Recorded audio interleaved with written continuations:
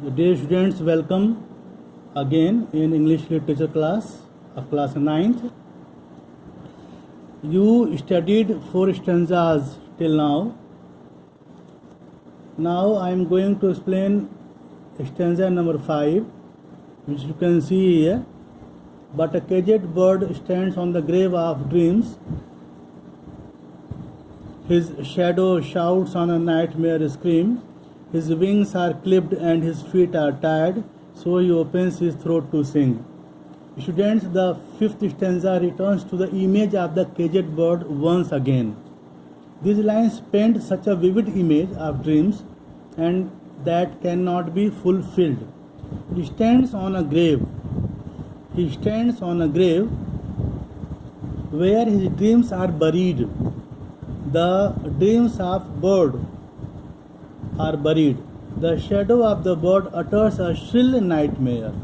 The shadow of the bird utters a shrill nightmare cry standing on the grave of his dreams.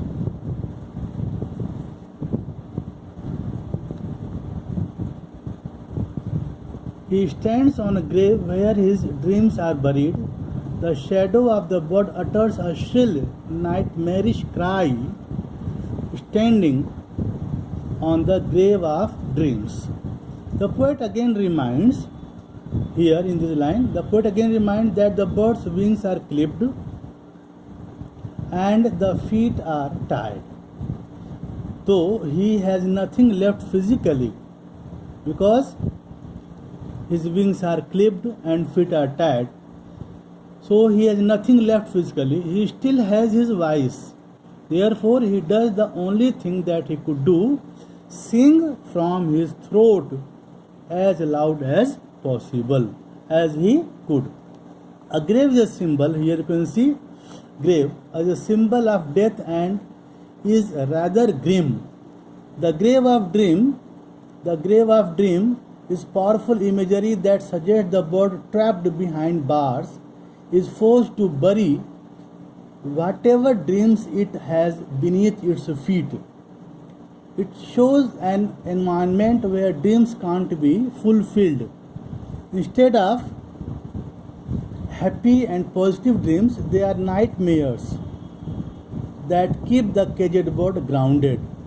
The tone of the poem here shifts to one of despair, hopelessness. In the previous stanza, the bird took control of the sky, whereas the dreams the caged bird had were killed by its inability to experience freedom. By repeating line 14 two times in the poem, the poet reaffirms the idea that the caged bird's desire for freedom cannot be contained. Now, last stanza number 6. You can see the caged bird sings with a fearful trill of things unknown but longed for still, and his tune is heard on the distant hill, for the caged bird sings of freedom. The last stanza is a repetition of the 3rd stanza. Same stanza you can see in 3rd stanza. This stanza is repeated because Angelou, the poet, wants to emphasize this part of the poem and be remembered.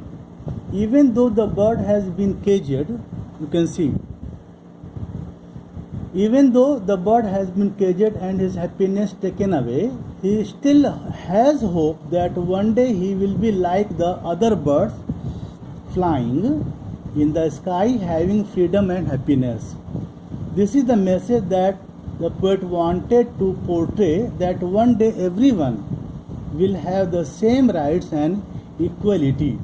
This poem, moving between images of birds both free and caged and feeling of hope and despair, ends with one strong and powerful word: freedom. The freedom word. This word represents not only the caged bird's aspirations, but also the aspirations of anyone held back by whatever barriers they may be burdened with. Angelou's emphasis of this word point out the central theme of that her poem is meant to represent freedom. Dear students, you have studied. Now you have studied the whole poem. I know why the caged bird sings, all 6 stanzas. If you have any problem in these stanzas, in explanation, you may ask. You are always welcome. Thank you so much.